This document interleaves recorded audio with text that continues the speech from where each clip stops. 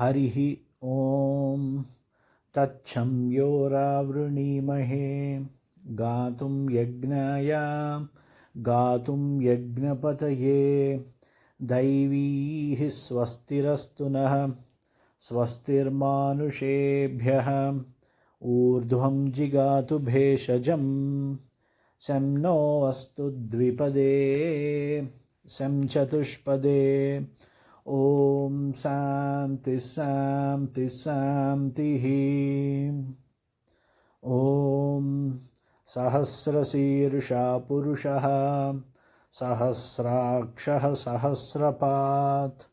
स भूमिं विश्वतो वृत्वा अत्यतिष्ठद्दशाङ्गुलं पुरुष एवेदगुं सर्वं यद्भूतं यच्च भव्यम् उतामृतत्वस्येशानः यदन्नेनातिरोहति एतावानस्य महिमा अतो जायागुश्च पूरुषः पादोऽस्य विश्वाभूतानि त्रिपादस्यामृतं दिवि त्रिपादूर्ध्व उदयित्पुरुषः पादोऽस्येह भवात् पुनः ततो विश्वव्यक्रामतो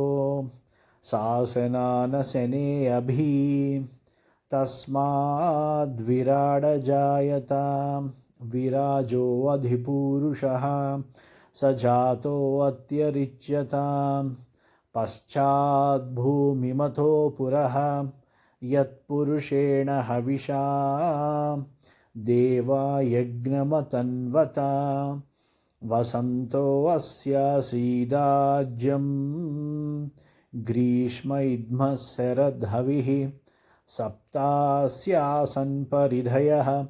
त्रिसप्तसमिधः कृताः देवा यद्यज्ञं तन्वानाः अबध्नन् पुरुषं पशुं तं यज्ञं बर्हिषि प्रोक्षन्नो पुरुषं जातमग्रतः तेन देवा अयजन्त साध्या ऋषयश्च ये तस्मात् यज्ञात् सर्वहुतः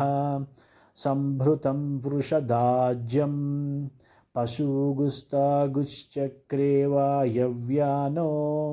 आरण्यान् ग्राम्याश्च ये तस्मात् यज्ञात् सर्वहुतः ऋचः सामानि जज्ञिरे छन्दागुंसि जज्ञिरे तस्मात् यजुस्तस्मादजायता तस्मादश्वा अजायन्ता ये केचो भयादतः गावोह जज्ञिरे तस्मात् तस्माज्जाता अजावयः यत्पुरुषं व्यदधुः कतिधा व्यकल्पयन् मुखं किमस्य कौ बाहू कावूरूपादावुच्येते ब्राह्मणोऽस्य मुखमासीत् बाहुराजन्यः कृतः ऊरू तदस्य यद्वैश्यः पद्भ्यागुं शूद्रो अजायतां चन्द्रमा मनसो जातः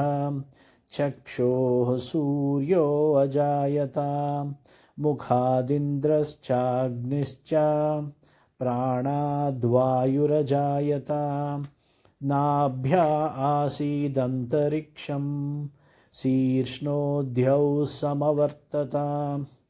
पद्भ्यां भूमिर्दिसहस्रोत्रात्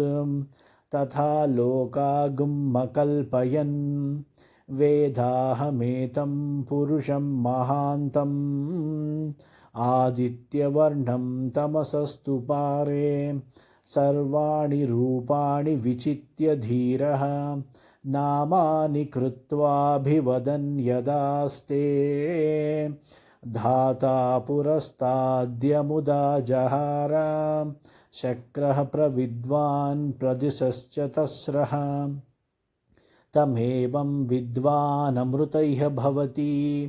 नान्यः पन्था अयनाय विद्यते यज्ञेन यज्ञमयजं तदेवाः तानि धर्माणि प्रथमान्यासन्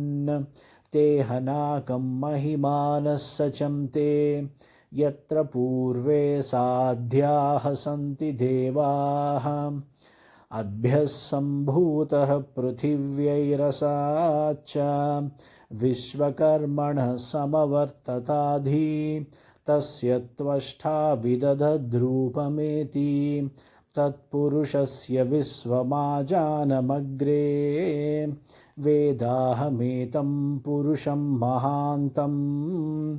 आदित्यवर्णं तमसः परस्तात् तमेवं विद्वानमृतैः भवति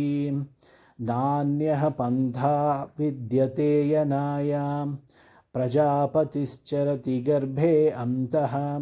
अजायमानो बहुधा विजायते तस्य धीराः परिजानन्ति योनिं मरीचीनां पदमिच्छन्ति वेधसः यो देवेभ्य आतपति यो देवानां पुरोहितः पूर्वो यो देवेभ्यो जातः